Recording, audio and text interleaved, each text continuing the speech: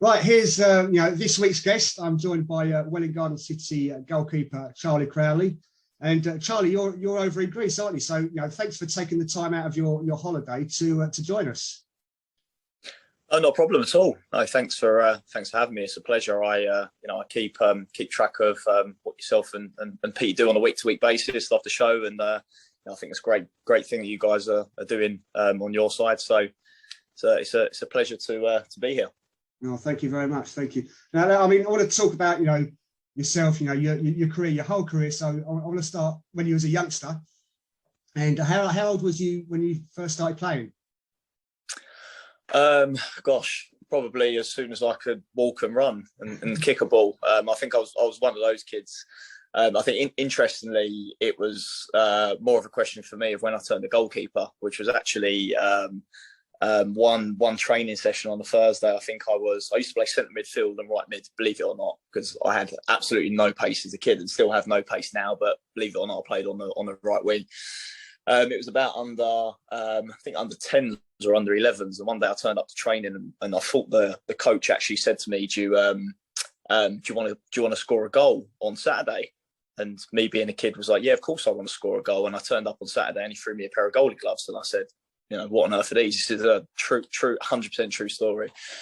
And went in goal, enjoyed it.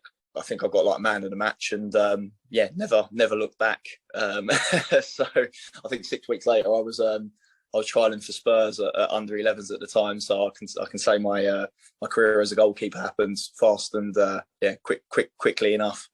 Well, I mean, it's great. I mean, because I coach my daughter's team, and often you find it's difficult to find a regular goalkeeper at a young age, don't you? Well, nobody wants to be a goalkeeper as a kid, do they? Everyone wants to be that striker or that that playmaker, that number 10. But very rarely you'll get a kid, especially back when if we're talking about me when I was you're talking about a good 8 to 10 years ago. So very rarely someone was like, "Hey, I want to be like the David Seaman of the world back at the time." But I think things since then have definitely slowly adapted. Especially sort of my era was seeing goalkeepers like Joe Hart coming onto the scene. Kasper Schmeichels of the world, who were a lot more of a much more modern type of keeper. And I think that the role certainly now is a lot more attractive for younger kids than what it was previously. So there's certainly a change, but yeah, you're absolutely right. Everyone wanted to score goals, not be, the one stuck in goal with the gloves on a cold Saturday morning. Unless, they always say if you're a goalkeeper at any level, you've got a little bit wrong with you, which I kind of tend to agree with. Yeah, I mean, you say about the game changing as a goalkeeper. A lot of teams and yourselves, you play like a kind of sweeper keeper role, don't you? And what do you think it is that brought them changes about? Changing the game, like if you look at the top level now, you've got so many keepers that can, are just as good with their feet as, the midfielders and the defenders.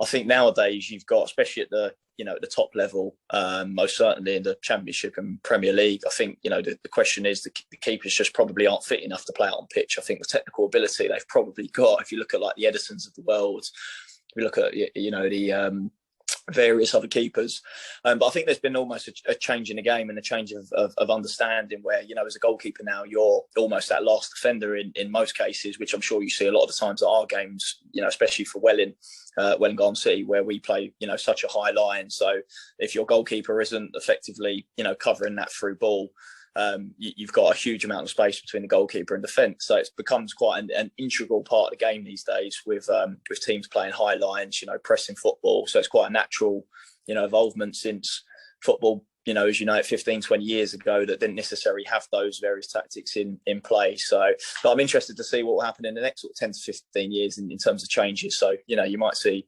goalkeepers playing a lot higher up on the field, which I've seen in various Ajax academies, for example, where there's progressions for the goalkeeper at a minute. So it's interesting to see what's going to happen in future. Yeah. And who did you look up to as a goalkeeper when you was first getting into it?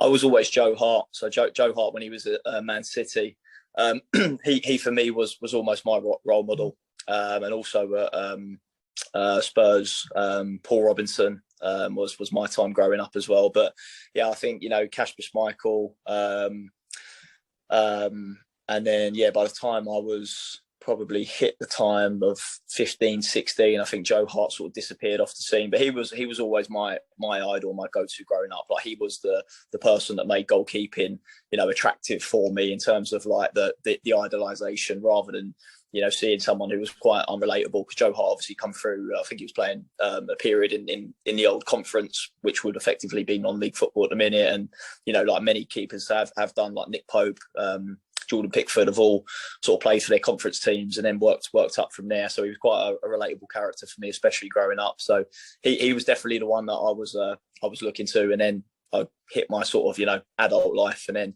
it's slightly different with role models, right? So yeah. And I mean, let's go on to your career. So you said you was training with the Spurs Academy. When you was you started playing regular, say, non-league football. Can you talk me through the teams that you've been playing for? Yeah, God, it almost feels like who haven't I played for, but I think that's the unfortunate. Well, I say unfortunate. That's just the thing of being a goalkeeper these days, is that a lot of managers rely on experience, and a goalkeeper is such a unique position where experience is, if not the number one. Probably what's the right word, needed. Every goalkeeper needs experience, right? Because as a young goalkeeper, you make mistakes, and that's how you learn. And naturally that comes for keepers, especially coming out of academies, from Premier League to Championship, League One, coming down to the conference and almost sort of trying to find their level. That's what typically you tend to see. So I was in a situation where I was went from various larger Premier League clubs on trials, and training with their under 18s at the time, which I was with Spurs, to dropping down. And then obviously the question of school or football, what happens next. And my mum was always pushing me down the school route, because football will always be there. So then that limited me in terms of like what clubs I could train at. And then naturally I just went there from had a few appearances in the conference. At that point in time, wasn't quite good enough as a keeper, and I'm always, anyone that works with me or trains with me, I'm always the first one to admit it. And then have gradually dropped down the leagues to even a point I was playing step 5 football, which for me was probably one of the best things I did at the age of, I think I must have been 21, 22 in terms of non-league, was rather than sort of club hopping and waiting for an appearance, here or there, which, may or may not come, rather than sitting on the bench at, a step 2 club, actually taking a drop down to finding some regular football, no matter what that level is. And I think that's a massive point that I would, my advice to any young keeper coming through now is just go out and play football, because without actually playing those games, it doesn't matter what club that you're at, you're just not going to get the experience, and you're not going to establish yourself at a level which is going to then help be that almost trampoline to push you back up the leagues. Yeah. I think, like you say, I think that's a great attitude to have, because there's nothing like the experience of playing the games, is there? And, like you say, if you're sat on the bench at a step 2 club or something, you're not going to get that experience. And sometimes even if it's just a loan, dropping down a couple of levels or so, that's how you're going to get the experience and push on from there. Yeah, absolutely. And like I said, any young goalkeeper, and any young goalkeeper watching this, there is absolutely nothing wrong with dropping down a few levels, getting regular play time, which is the most important thing. Because as a goalkeeper, and this is probably the first year where I've really started to notice that you don't tend to see it happening as it's happening, but when you are playing, what you'll do is you'll hit a time where actually you'll look back and think, wow, those 60 games at step 5, 60 games at step 4, various games in the conference, actually they amalgamate to a general baseline of experience and confidence in terms of what you do well, what you don't do, reading the game situation, which is very different for a striker or a midfielder, who have their own versions of obviously reading and understanding the game. But the unfortunate nature of being a goalkeeper is that a mistake is typically a goal. So we're very, very limited in terms of the amount of mistakes that we can make. So the more games under your belt and the more repetition, but then also the more familiar you come with phases of the game. So you start to understand what players typically are most likely going to do if they're out on the wing, if they're left-footed, right-footed, what way's the ball going to act in the air.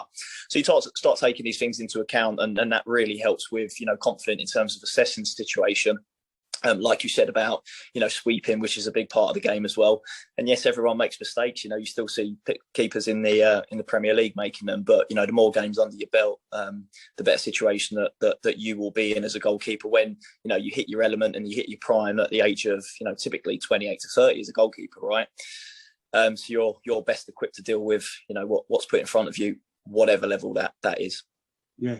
I mean, we'll go back. I mean, we first got to know you a couple of years ago, and you was at Ware.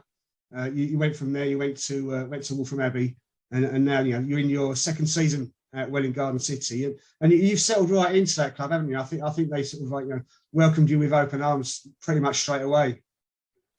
Yeah, they did. The club's been very good to me. I think it was the first time I played for Nicky, and I think we get on a football level, on a personal level as well. So I think that certainly helps.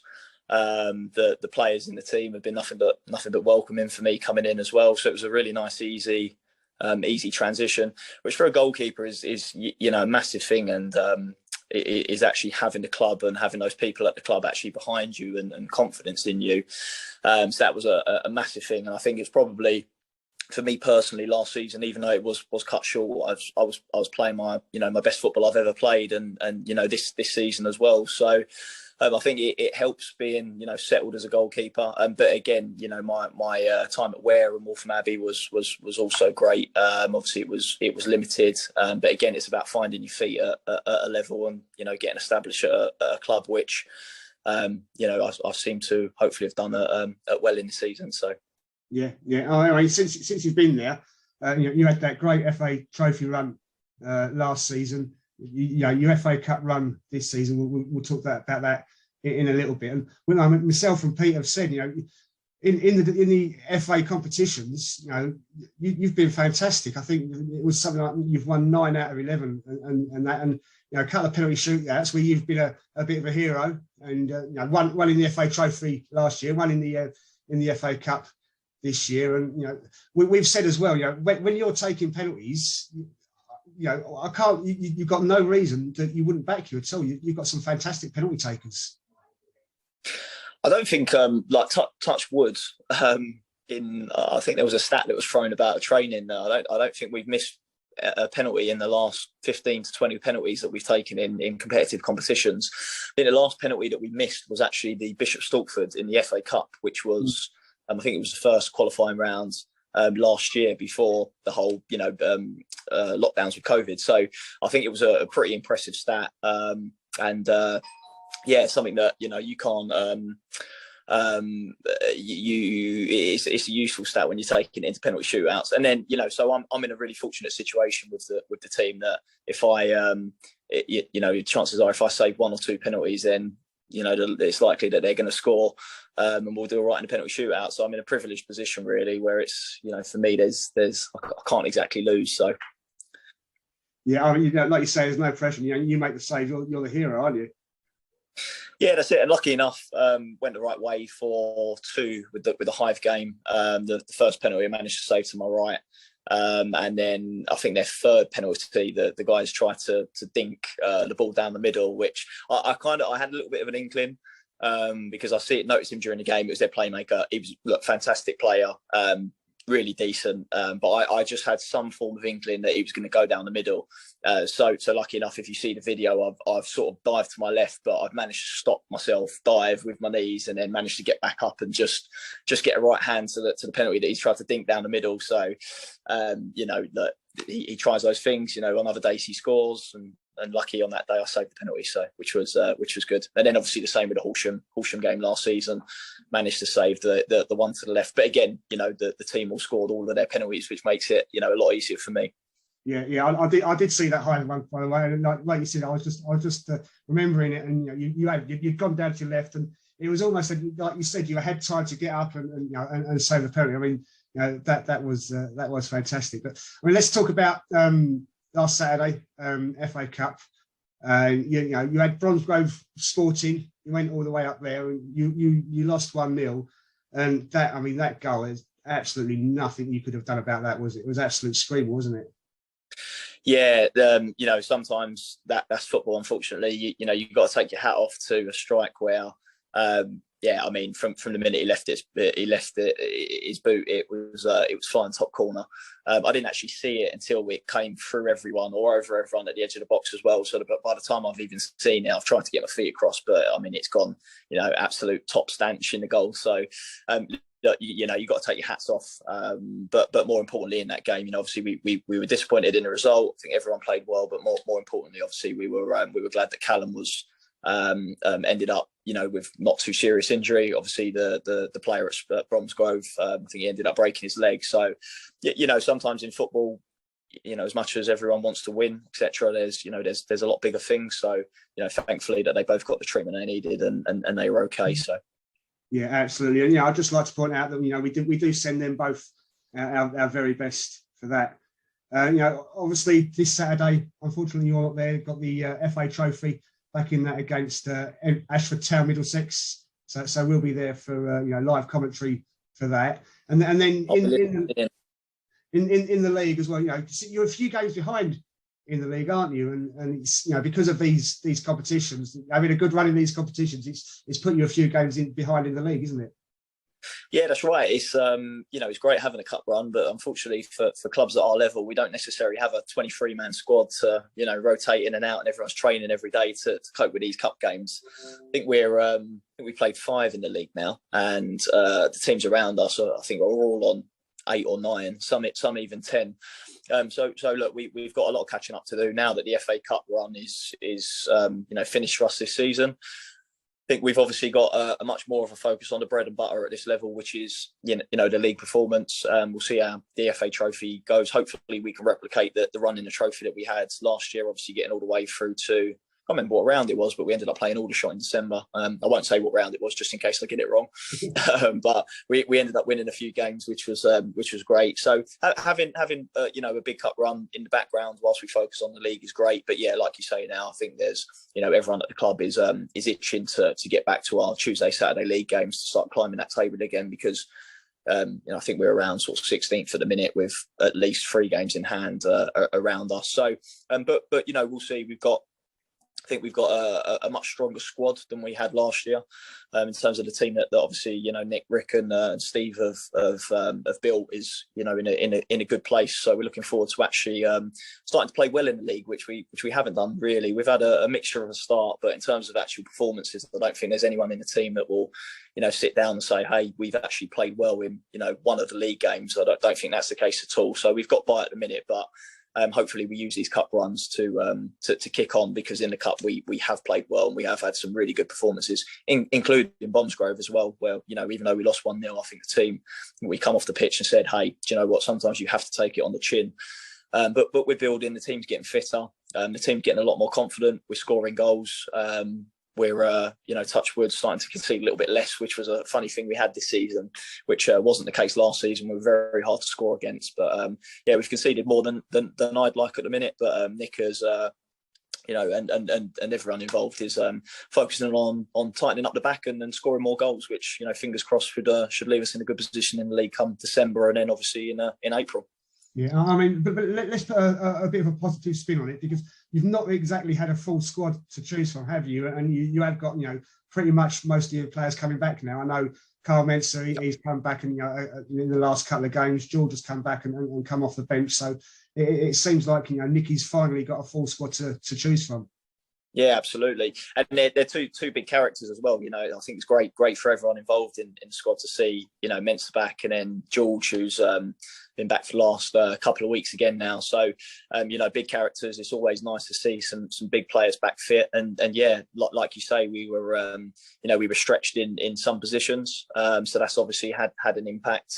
But I think that, you know, the key is it's not. I think, you know, everyone's looking forward to getting back cracking at the league, because now we've got, you know, everyone back fit, and there's you know, there's definitely a cup buzz going around the club at the minute, which is fantastic, because it does help with the league form as well.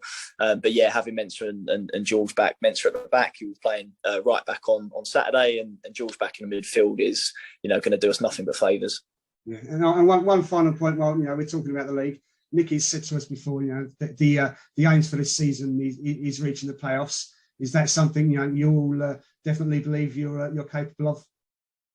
Oh, 100%. The belief isn't a question. I think the squad itself is, as I've heard, Nicky say it before, that we've got players that could be playing step 3, step 2. So there's no doubt about belief and confidence that's going through the squad, and I have no doubt that we'll be there and thereabouts. That's not taking anything away from the league at all. I think the league's a lot more competitive this year. We've had some big teams come into the league, and let's not forget there's also some big spenders in the league as well who are bringing a lot of players down from the football league and the conference as well. So that we're very grounded at WELWYN GARDEN City. We know where we stand in terms of the league form and where we should be. It's just about actually producing those results, which I have no doubt that we will do now, and we'll kick on from Saturday and the next league game that we play in.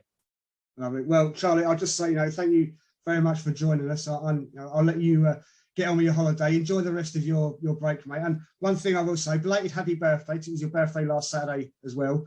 So enjoy the rest of your holiday, and I'm sure we'll see you soon again, mate. And good luck to you and the guys for the season. No, thank you very much. Cheers for having me. Appreciate that. And like I said, I think what you guys are doing is great. So it's a pleasure. Lovely. Cheers, mate. Cool. Cheers, Simon. Take care.